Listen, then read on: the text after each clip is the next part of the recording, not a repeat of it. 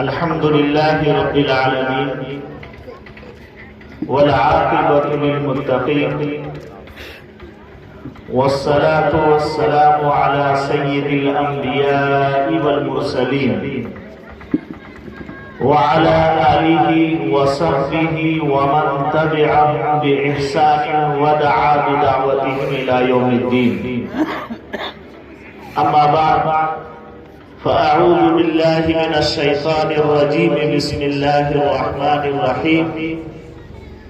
اقرأ باسم ربك الذي خلق خلق الإنسان من علق اقرأ وربك الأكرم الذي علم بالقلم علم الإنسان ما لم يعلم. صدق الله العظيم. اسٹیج پر بیٹھے ہمارے معزز علماء کرام اور سامنے بیٹھے بزرگوں، نوجوانوں، بچوں اور پردے میں بیٹھ کر سننے والی ہماری ماؤں اور بہنوں،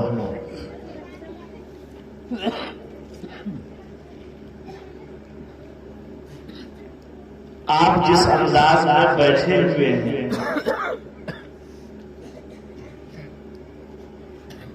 یہ انداز اس بات کی غماز ہے کہ یہاں جوشیلی تقریر کی بجائے کچھ سنجیدگی والی بات کی جائے. تقریریں جلسے جلوس میں کیے جاتے ہیں. ہم اور آپ اس وقت ایک گھر کے چند افراد کے مانند ہو کر بیٹھے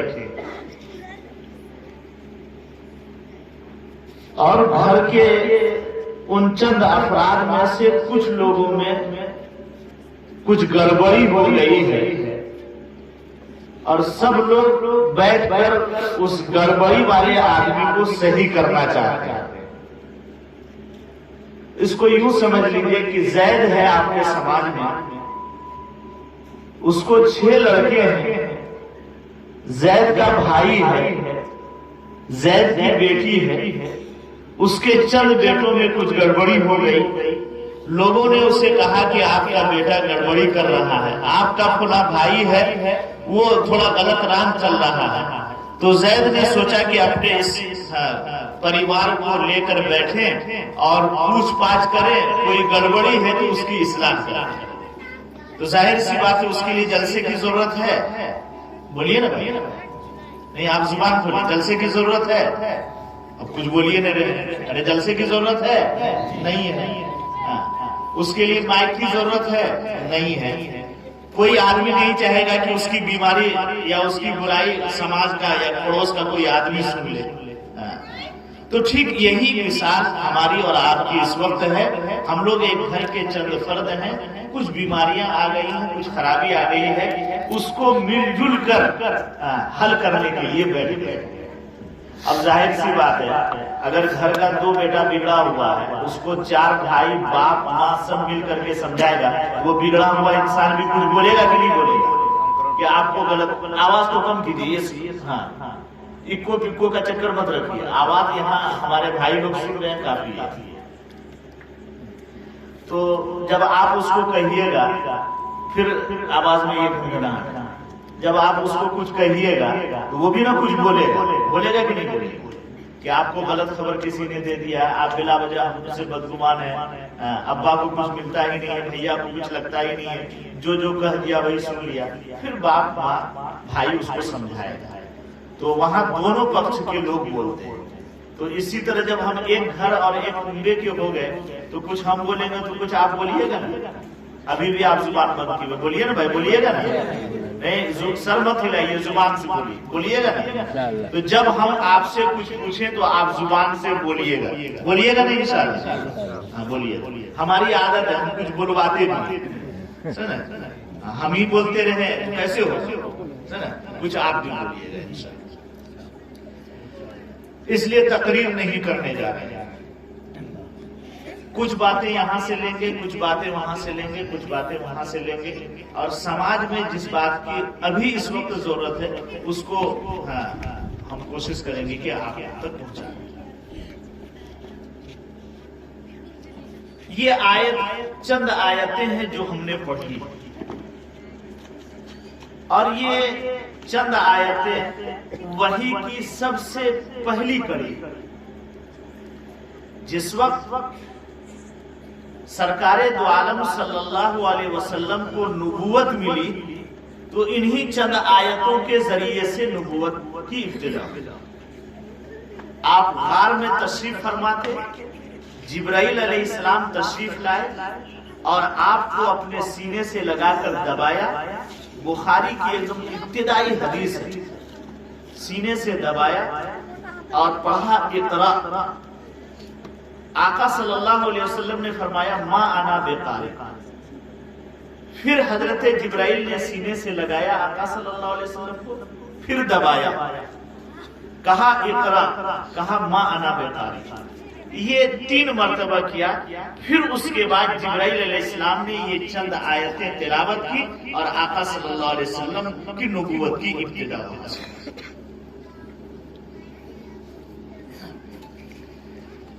نبوت کی جو ابتدا ہو رہی ہے وہ لفظ اقرا کے ذریعے سے قرآن نے ابتدا کیا۔ اقرا بسم ربک الذی خلق، اے نبی پڑھیے اس رب کے نام سے جس نے آپ کو پیدا کیا۔ سمجھ لیجیے، اقرا کے بعد یہ عربی کا لفظ ہے، فعل امر ہے، اس کے بعد جو ہے مفعول آتا ہے، فاعل اس میں پوشیدہ ہے، لیکن آگے قرآن نے مفعول کا ذکر نہیں کیا۔ اقرا کیا پڑھے؟ آقا صلی اللہ علیہ وسلم سے یہ نہیں کہا گیا کہ صرف یہی پڑھی۔ اقرا پڑھیے اس رب کے نام سے جس نے آپ کو پیدا کیا، مفعول کو محذوف کر دیا۔ مطلب یہ ہے کہ آپ قرآن بھی پڑھیے، آپ سائنس بھی پڑھیے، آپ طب بھی پڑھیے، آپ کیمیا بھی پڑھیے، آپ جیومیٹری بھی پڑھیے، آپ ڈاکٹریٹ کی بھی ڈگری حاصل کیجئے، آپ انجینئر بھی بنیے۔ دنیا میں جتنے بھی علوم اور فنون رائج ہو سکتے ہیں قیامت تک، ان سب کو پڑھنے کا اختیار ہے۔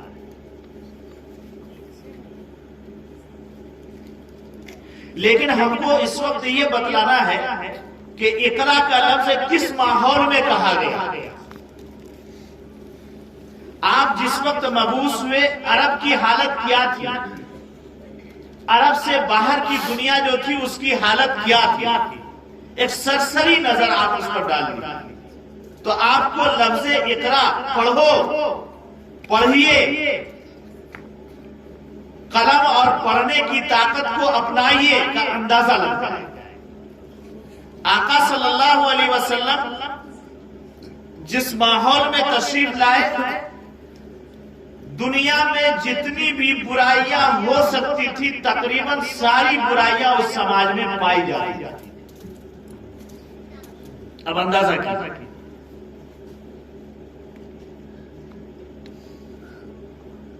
برائیاں اپنی انتہا کو پہنچ گئی تھی۔ لوگ انسان کو قتل کر دیتے اور اس کی اس کھوپڑی کو خالی کرتے اور اس کو شراب کی جام بنا لیتے اور اسی پیالہ اور کٹورے کی شکل میں رکھتے اور اسی میں شراب انڈیل کر اس سے پیا کرتے۔ یہ ظلم کی داستان اگر ہم سنانے لگے تو آپ کے رونگٹے کھڑے ہو جائیں گے، آپ کے جسم پر کپ کپی طاری ہو جائے گی، لرزہ آ جائے گا آپ کے جسم۔ پڑھنے والوں نے پڑھا ہے، کتابوں میں لکھا ہے کہ حاملہ عورت اگر گزرتی ہوئی نظر آتی اسے پکڑ لیا جاتا، اس کے پیٹ پر برچھا یا بھالا مارا جاتا، پیٹ کو چاک کر دیا جاتا اور اس میں جو بچہ ہوتا اس کو ضائع اور برباد کر دیا جاتا. کیوں کہ کہیں ایسا تو نہیں کہ یہ عورت سماج میں بچی کو جنم دیتی.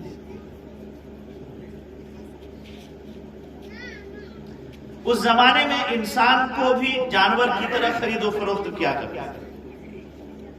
کہیں پکڑ لیا اس کو منڈی میں لا کر کے بیچ دیا اور لوگ اس سے جانوروں جیسا کام لیا کرتے. غلام بنا لیا. غلاموں کے ساتھ کیا سلوک تھا؟ بعض لوگ اتنے سنگ دل تھے کہ درخت میں غلام کو باندھ دیا جاتا ہاتھ میں اور شراب کے مٹکے رکھے جاتے اور وہ لوگ بڑے مشاق اور تیر انداز ہوا کرتے تھے. شراب کے وہ عادی تھے. ان سے یہ کہا جاتا تھا کہ دیکھو یہ غلام درخت سے بندھا ہوا, یہ تیر ہے اور یہ دھنوس ہے, اٹھاؤ اور اس کی بائیں آنکھ کو نشانہ بناؤ. اگر پہلے بار میں بائیں آنکھ پر تم نے نشانہ لگا لیا تو یہ شراب کے مٹکے تمہارے حوالے کر دے. وہ تیر اور دھنوس اٹھاتا اور نشانہ لگاتا اور وہ اتنے اچھے نشانہ باز ہوا کرتے تھے کہ جس آنکھ کا اشارہ کیا گیا ہے تیر اسی آنکھ میں جا کر پیوست ہوتا. اب بتلائیے کہ ایک آدمی درخت سے بندھا ہوا ہو اور اس کے جسم پر تیر اور تلوار لگ رہے ہو, وہ ہل بھی نہ پا رہا ہو, وہ تڑپ بھی نہ پا رہا ہو, کیا درد محسوس کر رہا ہوگا, کیا چبھن محسوس کر رہا ہوگا. اس وقت اس کے دل میں کیا کچوکے لگ رہے ہوں گے. آدمی کو جب چوٹ لگتی ہے, تڑپتا ہے, اچھلتا ہے, کودتا ہے درد کی بنیاد پر, تو درد میں افاقہ محسوس ہوتا ہے. وہاں تو تڑپنے بھی نہیں دیا جا رہا تھا اور تیر سے اس آنکھ کا نشانہ لگا دیا. یہ ماحول تھا جس میں آقا صلی اللہ علیہ وسلم کی بعثت ہوئی. اور سنیے, یہ جو ہمارے اسلام میں وراثت کا نظام ہے, باپ مرتا ہے تو اس کی جائیداد میں اس کے بیٹے اور بیٹیوں کو حق دیا جاتا ہے. بھائی مرتا ہے تو دوسرے بھائی اور بہن کو بھی حق دیا جاتا ہے. ان لوگوں نے کیا کر رکھا تھا کہ جو لوگ میدان جنگ میں لڑ سکتے ہیں, مرنے والے کے ساری جائیداد کا وارث وہی ہوگا. عورتوں کو پھوٹی کوڑی نہیں دی جاتی. یہ عورتیں, ان کو اگر سوتیلی ماں ہے تو جس طرح جائیداد تقسیم کی جاتی ہے اولاد میں, تو وراثت میں باضابطہ اس کو تقسیم کیا جاتا ہے. اب اندازہ کیجئے, جس بیٹے کے ہتھے چڑھ گیا گویا کہ وہ اس کے لیے لونڈی ہوگی. یہ سماج تھا. ڈاکہ ڈالنا, چوری کرنا اور عورتوں کے پیچھے پڑ جانا.